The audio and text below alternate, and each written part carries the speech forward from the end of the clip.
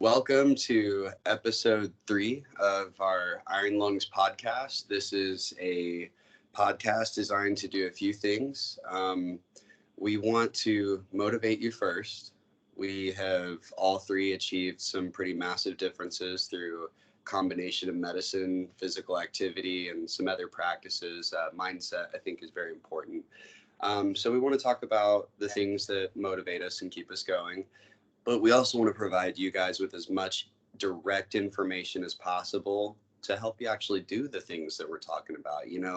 I think our doctors and healthcare providers and everybody say a lot of things, but don't give us any actual direction. So that's our mission to you guys, is to give you some things you can actually use. Today we have with us Sophie Grace Holmes. We're mostly going to hear from her today. So Sophie, we're just going to get right to this. The first thing I'd like you to do is introduce yourself and tell us a little more about you. Okay, so obviously my name is Sophie Grace Holmes and I also have cystic fibrosis, but my journey has been one with many ups and downs. So I was born 10 weeks premature, which for my mum, actually, that was quite a normal thing, because my two sisters were also born premature. So I was sent home and my mum was being told, oh, you'll be fine, you've done this before, she's like the other two. However, 4 months in, I kept stopped breathing. I was seriously sick, stomach problems, and kept going back into hospital. And my mum and dad were like, there is something wrong, you need to look into this. And the consultant at the time was like, no, she's fine, she's just young, you'll be fine. And I got to a point where I was actually christened in hospital because I got told that I wouldn't make the next day. And then what I like to call is my saviour. There was a nurse on duty at the time who went behind a consultant's back, and as you know, with CF, your skin is salty in comparison to the everyday person. And she touched my skin and tasted it, and she was like, she's salty, we need to get her a sweat test, she's got CF. Her daughter also had CF, so she was very aware of the what it could be and things like that. So got the test, got confirmed, and obviously that's when all the treatment started at 4 months old. So strike of luck, I say that because without her being on duty that night, who knows what could have happened. And obviously it was a very dark time for my parents, because for them, they obviously were given no hope. They felt like it was bringing up a child to die. They got told that I wouldn't make 16, and it's a very negative outcome, which obviously, as you know, isn't really the way forward, even if it does seem scary. And them being then brought together as a team, they did all what needed to be done, from physio to everything like that. And I'm very lucky because my dad's been very active. He still is very active, and he was a marathon runner and believed in healthy living so strongly that he made sure that from the moment that I could walk, I was always doing stuff. They found sports for me to do, without actually the education and knowledge of why, but he knew that it was a good idea. Because if you think about it, for you to improve your lungs and your health, you have to use your body. So you have to treat your lungs like any other muscle. You have to train them, you have to push them. It's probably one of the most uncomfortable forms of fitness, but to improve them, you have to do it. So growing up through school, obviously I had IVs and things like that, but never actually had a hospital admission, because my parents were so regimented on keeping me in this routine, even if I was fighting them and not wanting to do it. And I remember every single year my treat would be I wouldn't have to do my medication on my birthday, just because I think for them, they obviously brought me exactly the same as my sisters. They wanted me to have as close to a normal life as a kid would have, because in their eyes, you have to go out into the world to build an immune system. You have to go out there and live. And why restrict me when in their heart they didn't know whether I would be here forever? Mm-hmm. So basically, growing up through school, and I'm so competitive that I had to beat all my friends in fitness, in PE. Even if I had a line in my arm, I still had to beat them in the bleep test. And that probably was my saviour, the competitive side. And I competed in athletics, 400 meters, county level, competed my horse, eventing and all this stuff. And to me, I even started to question I have to take these medication every day, and I sometimes have to have extra help. But have I actually got CF? Because I feel like I'm okay. Yeah. I think it's massively a mindset. We have I think some of the people that pay the most attention to what we're doing are definitely parents, right? Who are facing all these things and they're terrified and they're hearing all these things that you just talked about being told to your parents, and it's the wrong message. And Yeah. I love what you just said, because I know that the biggest mistake that a lot of CF parents make is they do make their child feel different. Yeah. They treat them like a victim, and they want to coddle and protect their child. And unfortunately, what that does is that gives the kid a sense of self-pity and entitlement, and it gives them an excuse mindset versus you were competing and you wanted to be normal. And I think that's very, very crucial. Do you agree? But I think it's one of those things, isn't it? Because I didn't actually see myself as any different. And I think it's really difficult when people come to me with CF being like, how do you tackle this? And how do you tell your friends? I was like, I never hid it. Like, I was always open, and I accepted it from a very young age that this is what I had to do. Like, I don't know any different. You don't know any different. So why would I know what's normal and what's not? This is normal to me. And, I'm very grateful for the fact that I have CF. I don't know whether you two would agree with that, but I've had a lot of dark times. Yeah. But with that, I wouldn't have had some of the most incredible experiences of my life that even to the general population who maybe do not face adversity, they wouldn't have even done it anyway. So we've been given this unique opportunity to have an outlook on life that's completely different, but it pushes us into basically living life on our own terms. And like, Yes. I'm a firm believer that a lot of people, as we've spoken off air about, make excuses, and I'm a firm believer that it's the excuses you make today that will be the regrets you have at the end of your life, and only you can take responsibility, like no one else can.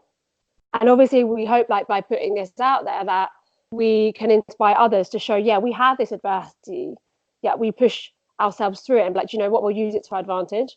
Because when I was 19, I basically became very sick. Like, I lost 50% lung function in a matter of months for absolutely zero reason.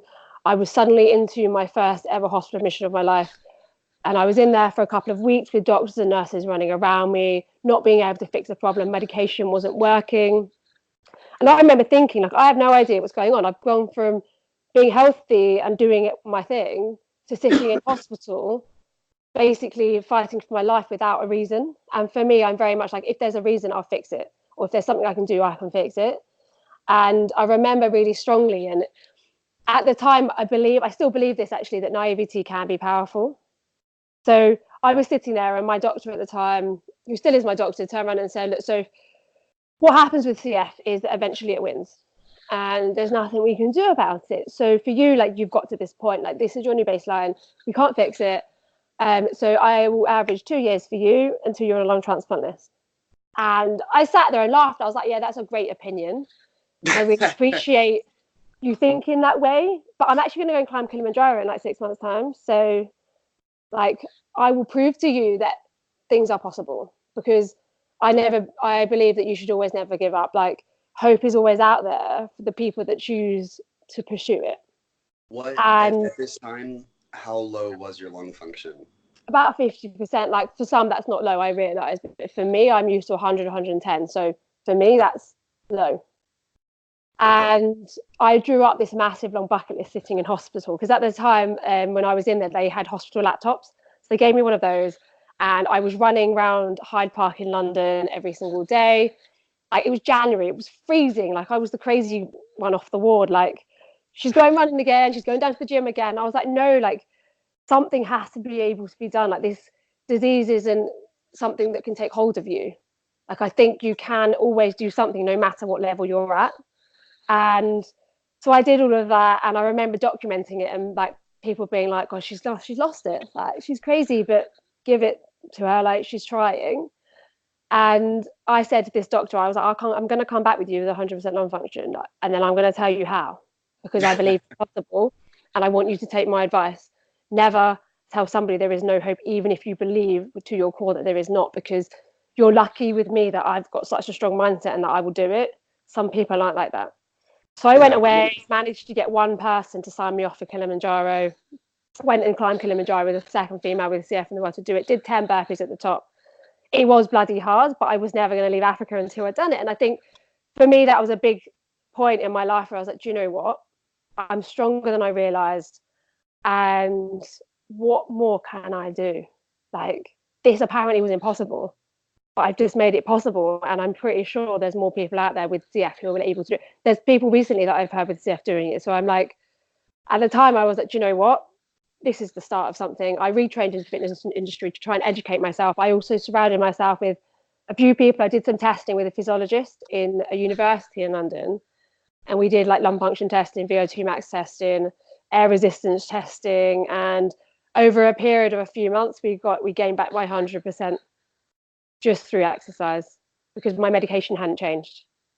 And it just proves that if you're willing to push yourself to a point to become comfortable with being seriously uncomfortable, and you tell yourself that there is no other way to remove the excuse, you take action and you make it happen, anything is possible, so long as obviously there's no real long-term lung damage or things like that. And I just think it's so sad, even to this day, that doctors are still telling people there's less hope when people are living to their 70s.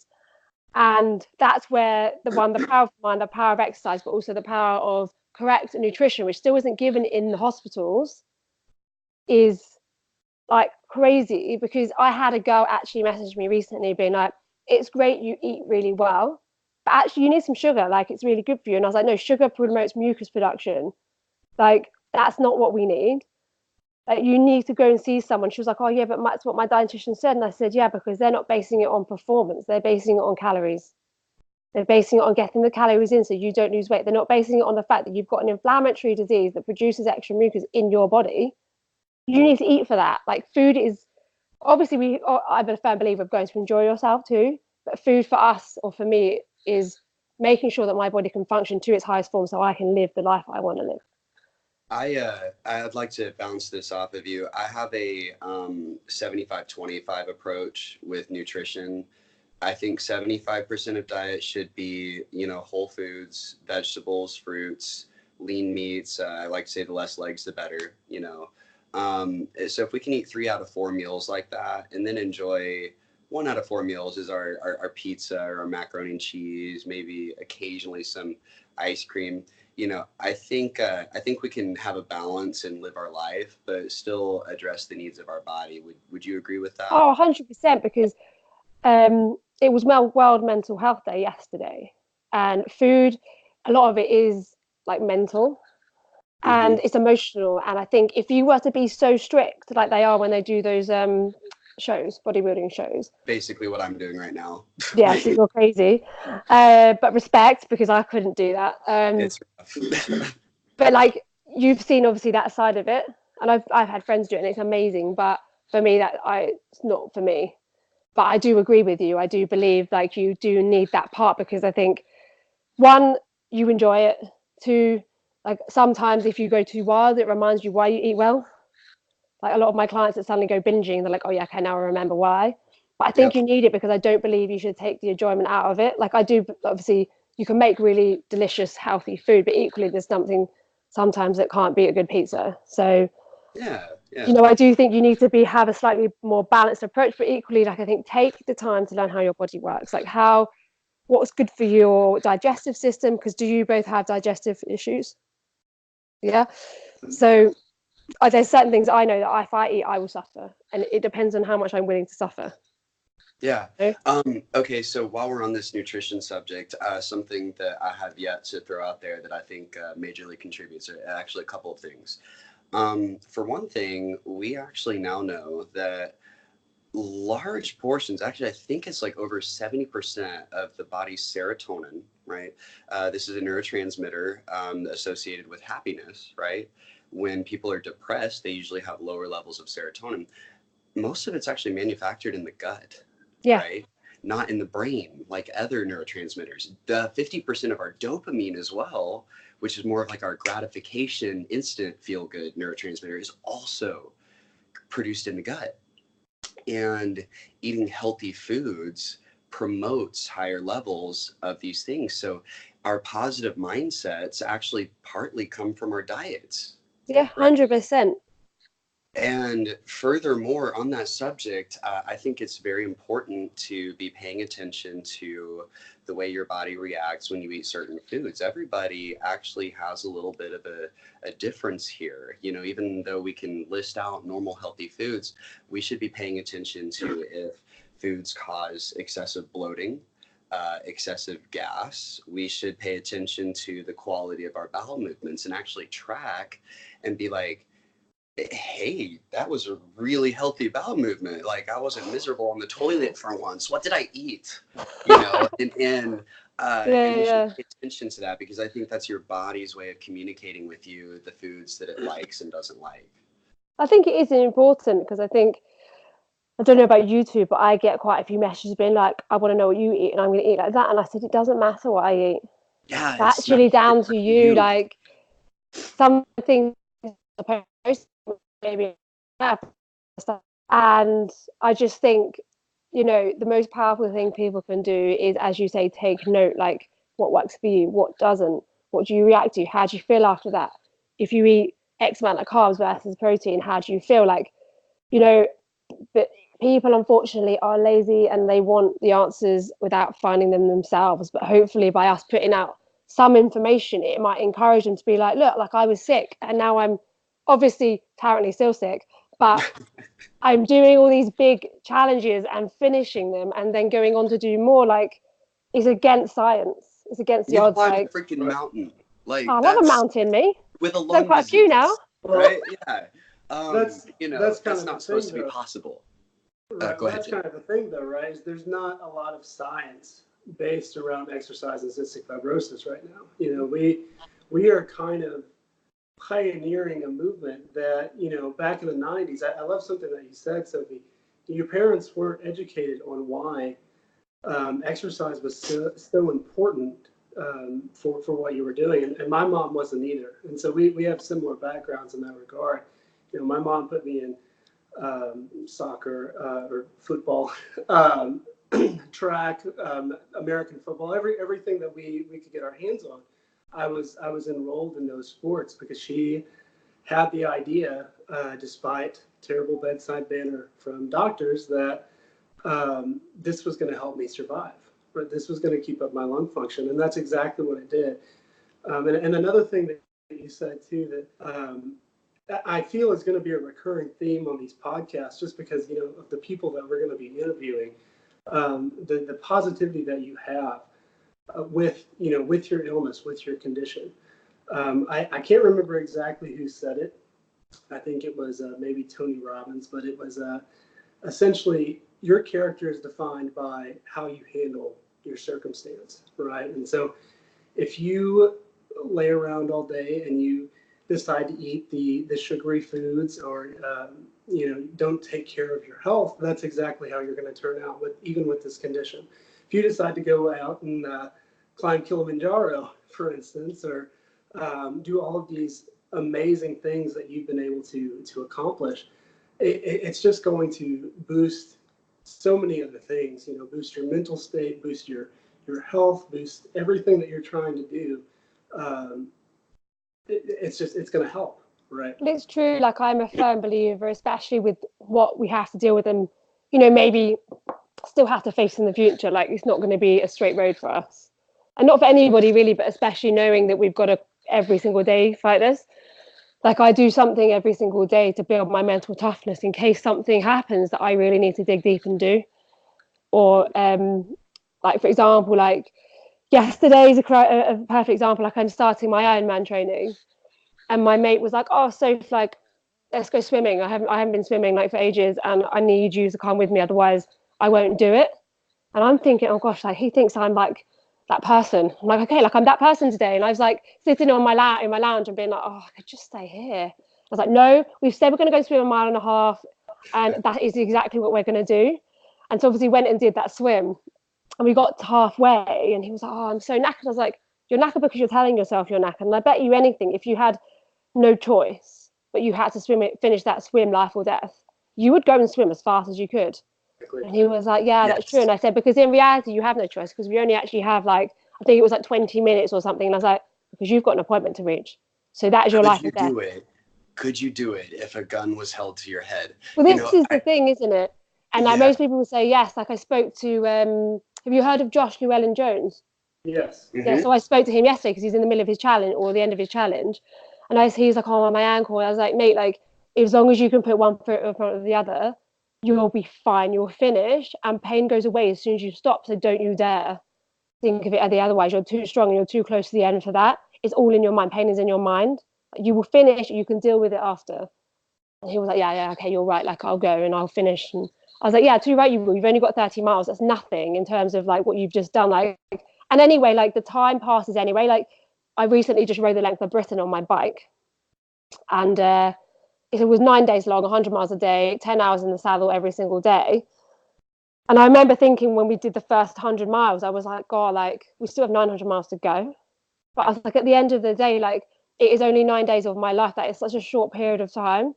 And like, I have to make sure that in my own heart that I ride every single mile because I know that I will regret, because in reality, I'm just giving into laziness, because as long as I can pedal, like I'm just making an excuse for myself. And I remember I was riding along the Severn Bridge, which goes into Wales. And my mate, she texted me, she's really sick actually in hospital. It doesn't have CF, but has some lung issue. And she only actually has one lung now, which is crazy. And she texted me being like, oh, Soph, like, just to let you know, like, I'm about to be put into a coma. So if I don't wake up, like, thank you for everything. I love you. And I would literally read that message, and she's Welsh. I was going into her part of the country, and I was like, I got no excuse. It doesn't matter how much pain I'm in. And when we got to Scotland, which was day 8, so it was 125 miles, it was 60-mile-an-hour crosswinds, it was rain, it was cold, and we had the first 10 miles of incline into 3 miles of 20%. And I remember thinking to myself, those 3 miles are going to be probably the hardest 3 miles I've ever had to tackle, because obviously on a bike, everything is so much harder. And I've never felt so sick in my life doing something or training or pushing myself. But all I kept thinking was, my friend might not wake up. I have no excuse. I can still pedal. Like, this will end in like 20 minutes. Like, this is nothing. Like, this pain is nothing. And I think when you push yourself through periods of time, like obviously that's through choice, putting myself through that, it makes you realize like how strong you are, like who you are, what you want out of life. And I think this is why every single day I'll make sure that I do something that perhaps I don't particularly want to do, because then it builds your mental toughness ahead of whatever lies ahead of us. Because I think with CF, obviously you can do everything you want to do or you can do to keep yourself well, but you sometimes there's a curveball thrown in and you're like, cool, like thank God I love a challenge, here we go again. But I think it's so important, like especially for people battling things, that they put into practice, practicing building your mindset, practicing being positive, practicing being in the right spaces, in the right circles. And if people don't support you, like I'm a firm believer of just cutting them out. Like I'm quite brutal. Like I don't have time to be spending my time in the wrong company, because that can make a massive impact on my health. Yeah. So, I'd like to touch on a couple of things. What you just said is such a great one. I'm a strong believer that we are the sum of the 5 people we spend the most time around. And we should be carefully selecting the type of energies we're exposing ourselves to. Guys, if you have people that are negative in your life, you're going to be more negative. Surround yourself with people that drive forward, that have messages like we're talking about, and you'll start to adopt those things, right? And this brings me back to another subject. You know, people message me all the time and they say things like, I wish I had your drive. I wish I had your motivation. And what you just talked about really displays that I wasn't born with it. I don't wake up and have it. You had that inner conversation with yourself on multiple occasions of, am I really giving it everything? You were addressing laziness and thinking, man, I do want to stop right now. But you had that inner monologue and you came to the decision that you had more to give, right? And it's important to realize, I think for people to realize that it is a choice. It takes just as much work as the actual workout itself, is actually maintaining this mindset. You have to work for it. It's not ever, you're never going to wake up one day and just have it. Well, no, exactly. And I think people need to realize that, like, I think a lot of people see me as this like insane woman who does these things, which is absolutely fine. I'm more than happy to be that person.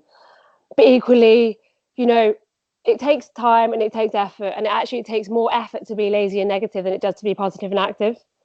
And I think that's what people don't understand. Like once you're active and once you're in a better positive mindset and you're kind of going for it, it's a rolling thing. Obviously, every single day you're not as motivated, but it comes down to discipline and how badly you want something. And for me, I weigh it up. Do I sit here on the sofa and not move my body today, which I'm lucky enough to be able to do, like some people can't? Or do I give in to my mind because I'm feeling like I can't be bothered? Like there's a difference like between choosing to rest because you need it because your body's shattered, yes, and you need it for your health, versus knowing you're being lazy. And I know that if I've ever given in to the lazy side, I have regretted it for so long, like so long. And then I always think back to those times and I'm like, do you know what, like it's definitely not worth it. Like it's not worth giving into being like lazy, because you start even now in the gym, but it's spending an hour working on yours for you, because essentially, you know, you want to build yourself and be the best person you possibly can for yourself. But equally, I love giving to others and being able to help, because I think the most fulfilling thing you can do is help others. And I think obviously this is why we're here now. And, you know, I just hope that by basically redefying the odds and showing we have been given this hand and we're using it to our advantage in comparison to what we've been told, it's so important to kind of show what we can do. Because I think even now, like, I get a lot of messages from mums being like, oh, like, I'm so worried, I'm so this. And I'm like, it's going to be okay, because one, your medication options are much better than I ever had. Two, they test at birth. So, you know, you've got it straight away. So long as you do everything in your power, like, there's obviously still going to be sadness surrounding it, because unfortunately at the moment that is just the way it is, but there is so much more positivity that should be put out there. And it still upsets me that doctors still aren't being more positive, be like, yeah, these are the facts, however, look at all these people that are actually like killing it and doing all these things. Actually, most of the population wouldn't even try. So like my passion lies in like doing the thing that only 5% of the world may try. So that's why I've climbed all these mountains. I did the paddleboard in America recently, and then obviously ridden the country. And I've got like obviously the Ironman, I've got a couple of other things. Like it is so important. Like that's where my passion lies. And I hope that like where like obviously listeners and stuff, if they can take from this just to follow what they're passionate about, no matter what. Because I get told all the time, like, oh, I've got this new idea, like there's this new challenge I want to do, or like whatever. Everyone's like, let's take a seat then. What are we gonna have to do? And now when I go to the hospital, that one doctor that turned around and said to me that I was gonna die, which was what, 10 years ago, has now actually come on and shake my hand and said, how can you help me? So it's taken a while, but I've basically proved him that exercise, good nutrition, mindset is key alongside the medication, because obviously we have to take that. That is just a fact of life. Absolutely. But equally, if you are willing to push yourself into very uncomfortable situations, especially with your mind, because you always have to have that uncomfortable conversation with yourself or with others, because it's always important for, you know, the right company to help you. You can do amazing things. Like I've been self-employed for 8 years, running businesses, doing these big challenges. I have a life-threatening disease. If I can do it, they can do it. Like I wouldn't say I was born to be special. I born and built myself. Like it's comes down to your own decision, your own action, whether you're willing to live every single day. Because the reality being, the saying that is wrong is you live once, but you actually live every day, you die once. So why don't we start acting like that? Like we're so lucky. Yeah, we have CF. Yeah, we have to take medication every day. Yeah, sometimes we have to be in hospital, but sickness doesn't have to be sad. Like sickness can be something amazing, and you can make it into your own. You can make your life even better, because we have this sort of unique opportunity to be completely different, and like that's what I believe is the best way. Like be brave with your life, like push yourself. It could be anything. Like, obviously, it doesn't have to be what we do, but it needs to be, because we have this lung disease, something active that you enjoy doing. That's what it comes down to. Yeah, find things that set your soul on fire. Yeah, you know, like make it fun. And me and Jake have been saying that a lot. You know, we're bodybuilders because that's what we like, you know, but it's whatever type of fitness works for you. you know, and ease into it. To those of you that are at end stage, we know that it's different for you. We're not telling you to go climb a mountain. We just want you to maybe adopt a more positive mindset. We want you to take a few extra steps every day, try 3 minutes of cardio. You know, every little thing helps. And you might not even see an increase in your lung function, but you might delay the loss of it. And that's kind of the key. too. Yeah, it absolutely is. This is a long-term battle. We're trying to preserve as much of our capacity to breathe as possible. That's what kills us, you know. This is Very really So I have you know, a quick question. Go ahead. Sorry for interrupting you. A lot of what we've talked about recently is on the topic of mental discipline, right? Why you do the things that you do, the routines that you follow, and how much it's helped you. But for a lot of our listeners, with CF and without, Sam and I are getting these messages of well, you know, how do you do what you do? And so my question to you essentially is, what tips or recommendations do you have for, is that recommendation, Sweet and Low? Now, what tips or recommendations do you have for, you know, people living with CF who are wanting to get up out of bed, wanting to start up on a routine? I know we kind of touched on it with the find something that you enjoy, and I'm a huge believer in that as well, but how do you overcome that mental barrier that, you know, to be honest, us three have not really had to face too much, just based on the fact that we are who we are. We have that competitive nature. We have that want and that drive to continue working out. Yeah, it's interesting because I get a lot of messages asking me about this actually, and initially I'm like, do you want to die? Like, if facing death isn't enough motivation for you to simply take a couple of steps, then I'm not sure what will. However, understandably, that's a very strong question. However, you know, I think what happens here is people look too far ahead. And rather than saying, right, this is why I'm here today, and I'm going to work backwards. So what can I do today to make my tomorrow easier? What can I do today to make next week easier? Like, I believe if you do the things that hard, life is easy. So building in your everyday or adding things up, like even if it's 1% a day, that's 365% in a year. That's huge.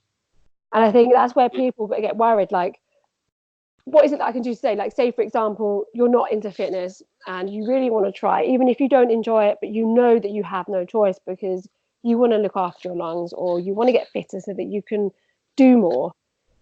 Like, go for 10, like, even that 2-minute walk up and down your stairs or in your house. It doesn't even have to be out of the house. Do a couple of squats while you're brushing your teeth. Like, it could be as simple as day one, let's start by 2 flights of stairs, and then that's one squat. You know? Yeah, like it could be anything. And then you just think, right, day 2, I'm going to build on that very, very slowly. And then you'll find in time your mindset will get better. You're like, do you know what? I can actually do more. I've just realized. And that in yourself, like, you should be your own inspiration and your own motivation, because if you rely on other people for that, then you're not really going to get very far. Like, yeah, use people like, oh, she can do that. That's awesome. Like, but what can I do? But I think it's about thinking, okay, my end goal is to gain 3% lung function, say. Therefore, that means I need to move a bit more. Well, I don't move at all at the moment. You're in the perfect starting place because it gives you the opportunity to actually start doing that. And even just focusing on, like, what is crazy actually is so many people don't know how to breathe. Like, honestly, like, yeah. I don't know if you've ever been taught. I was never taught at hospital. Went to go and see a friend of mine called the breath guy, Richie Norton, and he was like, how have you managed to get to the age of 28 and never been taught how to breathe when you've got a lung disease? So we did this breathing session and I was absolutely exhausted by the end, but it makes you realize, like, there's all these little tiny things that you can do that actually add up to the bigger picture. Like, and simple as that, like, do not physio. I'm not talking about physio. I'm talking about learning how to use your lungs. Like, he got me breathing with one lung at a time. I didn't know that was a possible thing. It's crazy.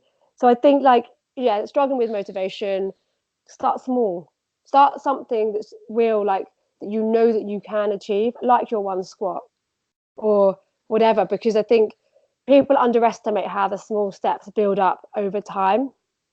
Because I think the problem is, as you say, like, yeah, we've struggled, but in terms of fitness, like, we love it. So the difference is sometimes we can't be bothered, but we'll make themselves go anyway. But for the people that don't, it's about building up to a point, about once you're at a certain level, finding something that actually you look forward to doing. Like, I love boxing. Like, I will go boxing once a week. Like, it's crazy fitness. Like, I've done a fight, so like that fitness is unreal. And I never knew that I liked boxing until I got told that I was doing this fight. I literally never knew. I'd never tried it, never really thought about it, and then did all this training, which is insane. Then did this fight, and then since then I've like boxed a couple of times a week, and like that's great for my health, mentally as well, because it's so hard and it's so technical and things like that. And I think people, obviously, you got a bodybuilder, amazing. People actually just see the gym as lifting weights. They don't see it as like you can lift some weights to get strong, because I do believe you do need to lift to get your body strong. Yes. And because I think that's really important, because so many people are like, oh, I'll just go running or whatever. I'm like, that's great, but your body needs some strength behind it to deal with everything else as well. Like, and that's my dad. And he's going to get his keys over behind me. And I think people are so afraid to be different that they don't go out there and try something maybe their friends aren't doing, or maybe they have never tried before. So, you know, my advice would be is like, don't stop until you find something that you can enjoy, at least enjoy enough that you'll do all the time.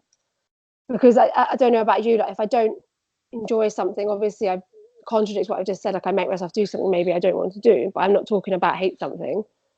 And then they don't actually figure out what that is. But you need to be brave to be like, right, there's so many sports out there, there's so many different ways to use your lungs, there's so many different ways to push your body. Like, there is no one way fits all. Find what works for your body, find what helps you get mentally and physically strong and helps your lungs. Like, be creative with it. It could even be in your lounge, like you could follow like some fitness thing online or anything. But I think, you know, we're so, as a population, narrow-minded and just don't really think outside the box enough for ourselves. Like, I think maybe we're a bit different, but, you know, like, because I love being able to like kind of turn my hands to be like, oh, I wonder if I can do this, let's go and see. Like, I've never ridden a bike for 10 years and then I rode 1,000 miles across the country. Like, cool, like what's next? Like, that's me. But some people aren't that brave. Well, see, and I think that's important too, you know, to remember that results are fun and results are motivating. And the more you try and fail, eventually failure turns to success, right? And then when you start seeing success, it empowers you. It promotes your belief in yourself, your ability to accomplish things you set your mind out to do. So you can build to a point where motivation does start becoming easier, because your experience has taught you that if you push the right way, you'll be rewarded. Yeah, and like, on failure, I think, so I have this theory, right? If you learn to love failure as much as you love success, then you'll never really fail. You're just going to learn. So like, people obviously think, oh, like, I don't want to do it. What happens if I'm rubbish, or what happens if I fail? I'm like, yeah, that's really cool. You tried. Get up and do it again. Do you know what I mean? Yeah. We both have read a book recently with that line in it. No way. So, it's like I knew. Yeah. So we want to have a positive relationship. Yeah, we want to have a positive relationship with failure. I tell people all the time, you know, actually, you spoke earlier about being grateful you have cystic fibrosis. Well, let me tell you, because, you know, a person with great genetics gets great results almost no matter what they do. They never had to fail. When you have cystic fibrosis, what worked for the other guy isn't going to work for you, right? And I have had to fail hundreds of more times than anybody else in terms of bodybuilding, fitness. And I am so glad that I had to fail all those ways, because they taught me true methods for success, right? Yeah, exactly. As a bodybuilder, as a trainer, as a coach, I think I have a skill set that is unique because of the challenges I face. I'm so glad that I have this disease that has forced me to face these challenges. And guys, we never grow when our lives are easy. Exactly. We grow through struggle. And so if we embrace failure and struggle as opportunities for growth, if we look at them as a positive, and remember that failing doesn't make us a failure unless we stop trying, right? Exactly. Then we're going to be able to do amazing things. We're going to be able to defy the odds. We're going to be able to prove to the doctors that their doom and gloom predictions are absolute bullshit, right? And guys, remember that doctors, they don't know it all. They know how to prescribe pills, right? But they don't know nutrition. They don't know the power of a message, of a positive mindset, but they should. The placebo effect through science has proven the mind's power over the body directly, right? So when we're giving patients these doom stories, we're crippling them, right?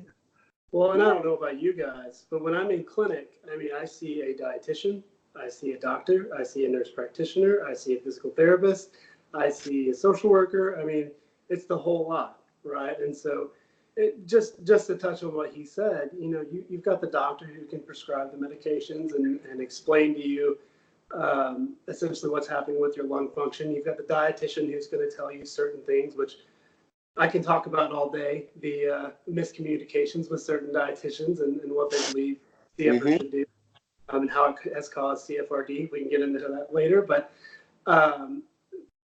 they all have their purpose. But at the end of the day, you're going to know your condition better than anyone else. You're going to know what you can do. You're going to know the goals that you can set for yourself. And it's your responsibility, for you were born on this earth. It is your responsibility to figure out how to survive, how to thrive and survive with what you have. And so I love everything that you guys just said, and adopting that failure, right? Adopting the failure that you're going to experience with exercise, with fitness, but with and life. You will fail. Exactly, you will. Having CF for some people, working is hard. Working a 40-hour-a-week job is difficult. It's hard to get out of bed some mornings. It's hard to have a strict diet. Who doesn't want a Twinkie every once in a while, right? And you're diagnosed with CFRD, but that's just something that's out of the picture right now. And so having that mental discipline that we just keep going back to and being willing to adopt that failure that you're going to experience, that is how you're going to succeed with this illness and just in life in general. Well, that's the thing. Like, I think the biggest learning, if you choose to have it, is through failure. Like, there's a lot of things that I wouldn't know now unless, one, I'd pushed myself to struggle through the big physical challenge, or if I hadn't failed at something, or if my health hadn't taken a dip and I'd gone away and been like, okay, well, that's weird. Like, why? Oh, hang on a minute. I've only got 4 hours sleep a night for the last 2 weeks. What do I expect? Like, I went to the hospital recently, back in August, and my lung function is low for me. They're like 80%, like, I think it was even lower than that. And I was like, yeah, that's fine. Like, it's not fine, but I'll fix it. Like, and even the physio was like, this isn't right. Like, how is it that it was the next day I'd done 110 miles on my bike the day before. And they're like, how is this that you can do that? Come up here and I'd be fine. And I said, look, one, it's not a true result because I'm probably a bit tired and fatigued from a big endurance thing I did yesterday. So take that into account. Two, you know me well enough to know that I will do everything in my power to go out there and do what I need to do. But I said, if it makes you more comfortable, I've got a home testing lung function machine. I said, I will test it every single week and I will send you the results. And as soon as I hit a result that you think is more me, like, you know that it's possible. Because at the end of the day, I think the problem is with testing is it's very dependent on how you are on the day. So like, my doctors now know me well enough to be like, yeah, that was a bit low, but how do you feel? You're fine. What's your training like? Oh, okay. Like, there is no way you could complete that with like 70% lung function. Like, we don't believe this is true to you. Like, even to the point where one of the doctors, he's a performance specialist in sport, has turned around and said, I think your lung function is true to being an athlete because it's not true to you what you are doing now. And I don't think your lower lung function is down to CF. I think it's down to the fact that you're training so much harder. You've got airway irritation due to more airflow. And therefore, I'm not worried. Unless you turn around and say you feel ill, I'm not going to worry about it. And that's a very big thing for a doctor to say in somebody that's suffering with a lung disease, because they trust me enough to know that I would turn around and say, actually, I don't feel well, or I'm coughing. Like, because I'm very lucky. Like, I don't get lung infections. I don't really even cough. Like, I go out there. Yeah, sometimes I struggle, but normally I'll look over what I've done and been like, do you know what? I haven't done the training that I need to do to keep my lungs healthy. So what do I expect? Like, I obviously did this bike thing and then had a week off training, went on holiday, came back and went for a run. I was like, wow, okay, this is what it feels like. But I knew that within 2 weeks of me training right, I'm fine now. Like, I'm fine. Like, it's just a matter of I knowing my body to that point that I can trust myself enough to be like, it's okay. And Well, I think that's important. You really can't find that point without enough experimentation. Sometimes you do have to push yourself too far to figure out where the line is, right? Because again, that's a lesson from a type of failure, right? You figure out, well, if I go past this line, it negatively affects me. If I stay right at that line, I'm good, right? So that brings me to another question. I think, we've still been a little bit vague as far as training goes. Can you give us some specific things as far as types of workouts and things that you think are effective for cystic fibrosis or really just anybody?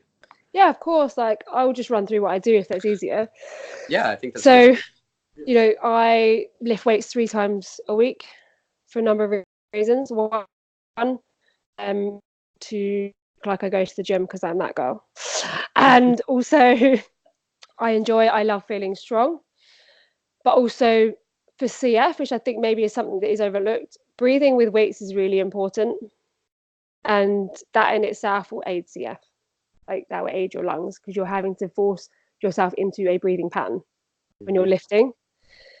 So I make sure I do that because if I should ever get ill, my body has strength behind it to deal with it. Like, through weight training, I'm actually probably 12 kilos heavier than I would be without it due to muscle. And I think that's a really important thing because there's a massive connection between weight and lung function. Because I'm now Ironman training, I swim twice a week because that's my probably weakest, which forces my lungs into a breathing pattern. And it makes them actually use the entire capacity rather than maybe the top half. So I do that. And then I've got a friend that I run with every week because he's faster than me. So I chase him down. Surround yourself with people better than you. Yep. And he's like, all right, are you ready? And I'm like, no. And he's like, okay, let's go then. That's the right time. So we do that every week. And because I like to put pressure on myself, I record it on Strava because I don't like to look like I've done a slower run. So I'm like under pressure that I have to make sure that I look good because that for me will push me. Because obviously Ironman, I get out on my bike, but because I find that biking doesn't really push your lungs unless you're going uphill and not riding sensibly in terms of keeping your heart rate low. So I do hill sprints on a bike until I physically can't do one more, and then have to ride 13 miles home because that's how far away the hills are. And then I also box because I love it and it makes me feel good. I love the people in the gym. My trainer is great, and he knows that what needs to happen for my lungs, and he knows how far to push me, and he knows that if I'm ever struggling, to ignore me, to be like, you're fine, like, don't worry about it, we've still got this, got that. And because he knows me well enough to know that he can push me to that point. Like, he even said the other day, he was like, the stuff I give to you, I don't even give to people without an illness because you're that much fitter than them because you pushed yourself to that point. So like, I remember a few weeks ago, he was like, oh, I've got a surprise for you today. I was like, okay, great. Lucky I like surprises. He was like, right, you're going to do, I've got this girl coming in and you're going to do 12 rounds of 3 minutes sparring just to see what it feels like when you're a professional. I was like, He was like, and if you decide that you're going to drop your hands in one of the rounds, I'm just going to restart the minutes. So he was like, I suggest you don't. But that was after doing like half an hour of pad work, then went into this 12 rounds. And he was like, yeah, mate, you've still got conditioning to go. Don't you think you're done? So it's like surrounding yourself with people that get it, that know that, you have the ability to be pushed past anything. And like, even I went in the other day and I was like, oh, like my lungs don't feel the way they should. He was like, okay, then get your mouth guard in and get your hat on and we're going to spar. Because he was like, let's see how bad they truly are. I need to see.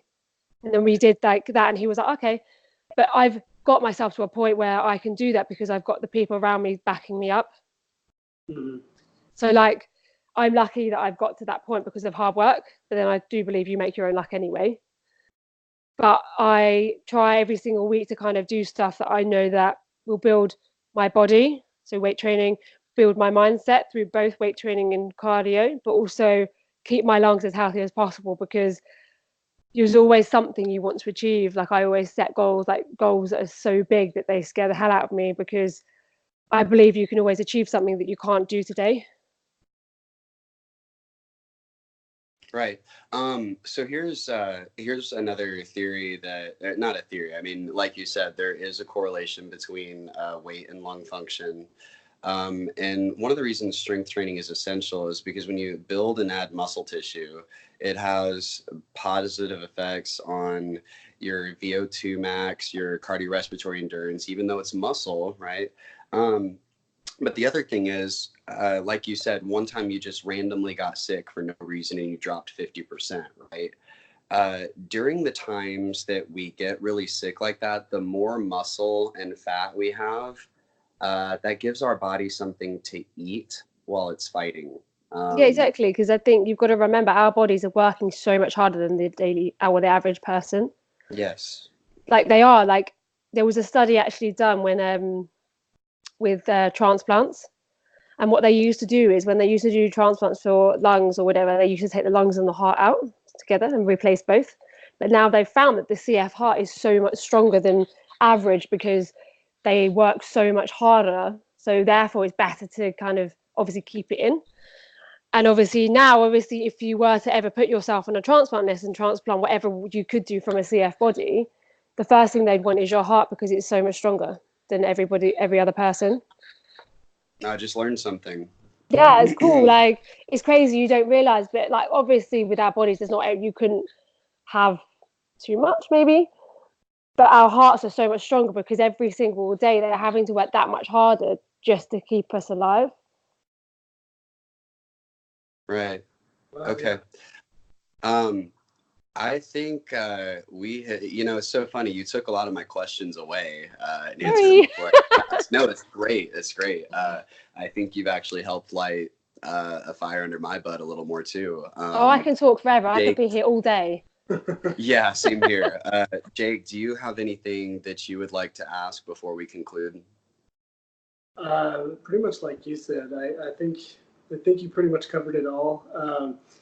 I'm feeling a little bit under the weather today. So when we started this podcast, you could probably tell I was not completely up for it, but just hearing Sophie, just hearing you talk and explain your testimony and why you do the things that you do, that motivation that I'm getting just from this is amazing. So I really want to thank you for joining us today, and I want to thank you, Sam, for being able to wake up at 5 a.m. with me.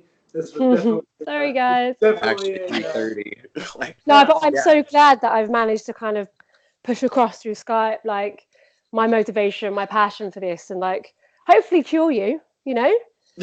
Sick anymore. Yeah, no, I'm not nearly as tired as I was when we started this podcast, and again, I think that goes to show, like, when positive people surround themselves with other positive people, it's a synergistic effect. We build off of each other, right? And all three of us are probably in an even better mood now, and that type of reinforcement is precious to me. I think it matters tremendously, the type of influences you have. So Sophie, I want to thank you so much for your time today. Your eloquence, your ability to tell your story is actually better than either me or Jake. So really glad you showed up today. And I actually hope we might be able to do this in the future and cover some different subjects. We're going to try to get more and more technical in the future. Oh yeah, absolutely. Right now, I'm always up for a chat. Yeah, exactly. Discussion, put things on the table. Absolutely. Okay. Well, again, thank you. You have a wonderful evening where you're at, right? It's only 11:30 a.m. Oh, good. Okay. We're still right. Anyway, you have a great day. Thank you. Thank you so much. Real quick for our viewers, I just want to let you guys know, if you have any questions